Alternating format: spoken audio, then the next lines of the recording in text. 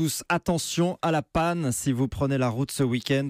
Pensez à bien faire vérifier votre voiture. Les avaries se multiplient sur les autoroutes. Les dépanneurs sont débordés. Plus 10% d'activité par rapport à l'an dernier selon Mondial Assistance, avec souvent face à eux des automobilistes bien négligents. Vincent Giraldo.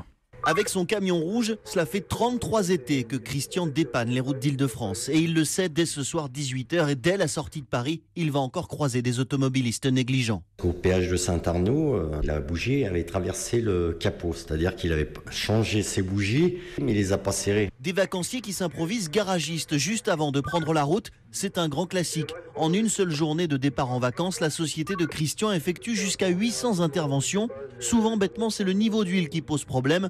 Trop faible et c'est la casse moteur. Mais attention à ne pas avoir la main trop lourde. Il y en a même qui mettent carrément des bidons complets, 1 ou 2 jours, et après, c'est terminé, ça a noyé le moteur. La plupart du temps, ce sont surtout les pneus qui lâchent en premier, sous-gonflés ou trop vieux, regrette Philippe Sangiovanni, responsable du site Dépanne 2000 d'Ivry-sur-Seine. Si le pneu a plus de 10 ans par exemple, donc il est plus fragile, vous allez faire 300-400 km, va falloir faire attention. Et puis la chaleur peut mettre également les véhicules à rude épreuve. Des pannes dans le style embrayage, beaucoup de bouchons, ça embraye, et au bout d'un moment... C'est la casse. Attention aussi si vous transportez une caravane ou un bateau derrière la voiture, les dépanneurs voient encore trop souvent des remorques non entretenues qui n'arrivent jamais à bon port. Vincent Giraldo sur l'autoroute des vacances en ce vendredi, classé orange dans le sens des départs en Île-de-France et en Rhône-Alpes. Demain ce sera même rouge sur l'ensemble du territoire.